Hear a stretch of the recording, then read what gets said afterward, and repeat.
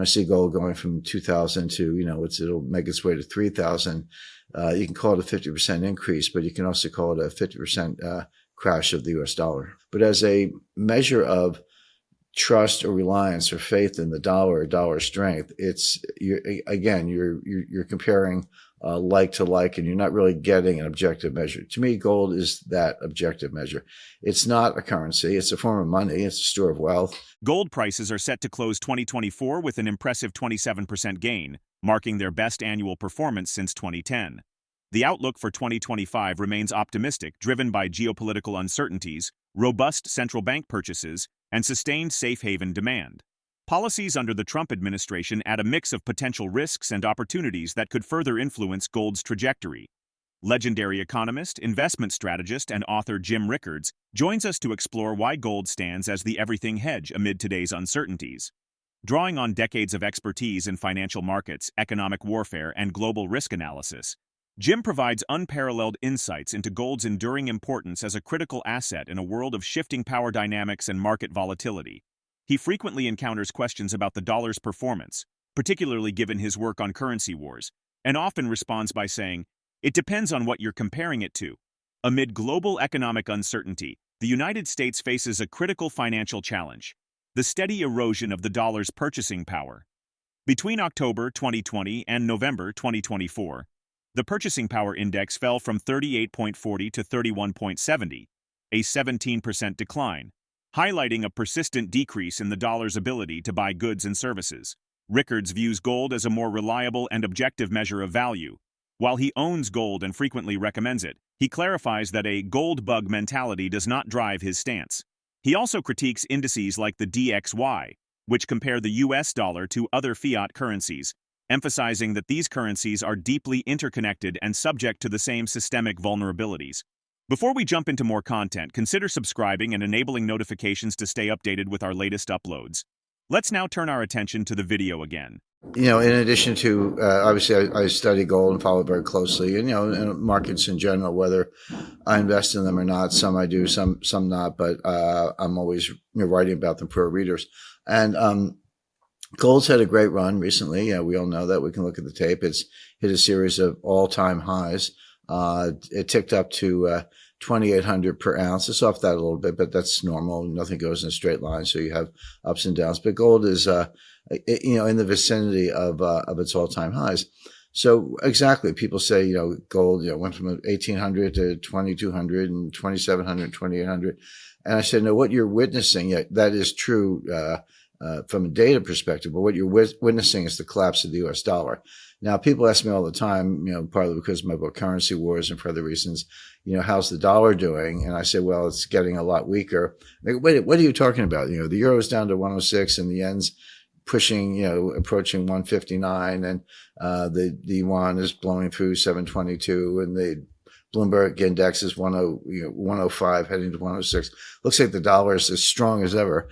And I say, well, it depends what you're comparing it to. One of my favorite jazz songs, it was a great live version performed at the Montreux Jazz Festival in 1969, but the song is called Compared to What? And when people say, how's the dollar doing? I say, compared to what? Now, that's a little bit my law school training. You answer a question with a question. But the point is, if you're comparing it to the euro, yes, the dollar is very strong. The same thing with sterling and Canadian dollars and a lot of other currencies. But if you use gold by weight as your measuring stick, then the dollar actually is crashing. So the question is, what is your metric? And I prefer gold for a couple of reasons. It's not that I'm a gold bug. Yeah, I own gold and I recommend it, but I'm pretty hard-nosed about valuation and how much you should have and all that. But when you look at the, DXY, which is the leading U.S. dollar index, and there are others, Bloomberg and so forth, you're comparing currencies to currencies, dollars to euros, euros to yen, and so forth. But they're all in the same boat. I say the vessel sank. They're all in the same lifeboat.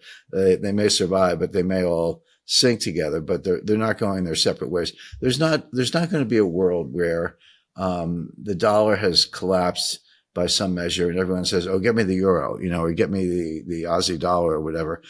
They're all going. If there's that kind of stress, they're all going to fall together or be sustained together. So those differences, they're important for currency traders. They're important if you're in the import-export business. Or if you just want to speculate, there are reasons why you would pay attention to it.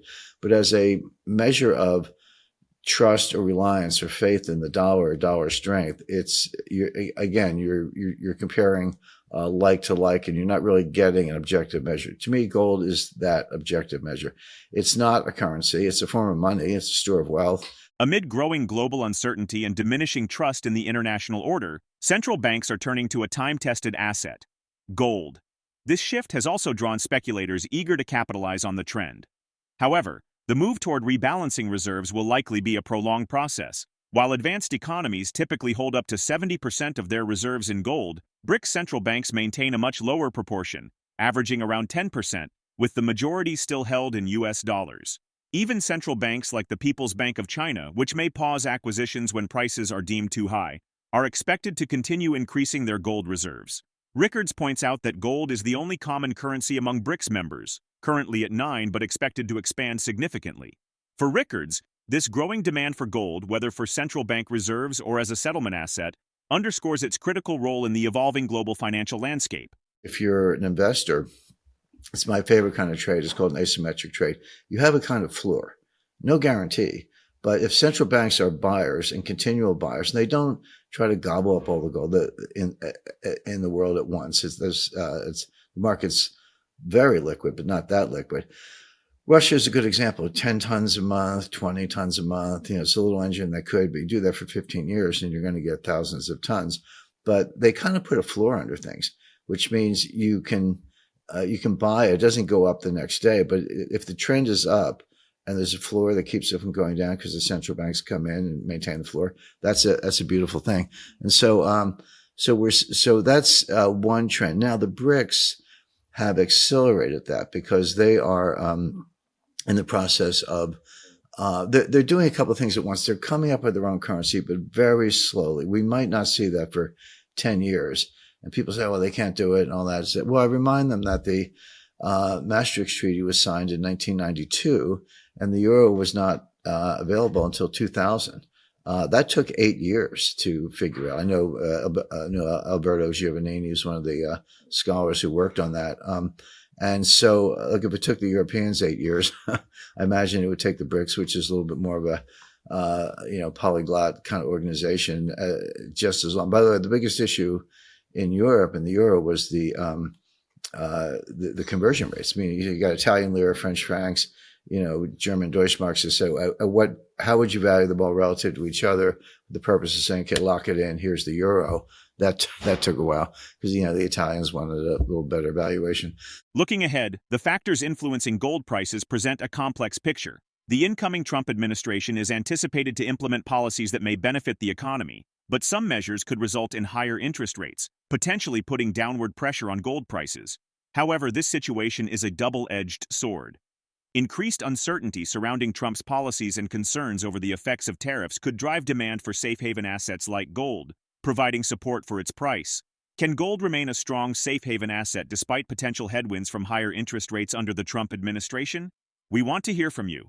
Feel free to leave your thoughts in the comments, give a thumbs up if you liked what you saw, and subscribe to stay connected with our ongoing exploration.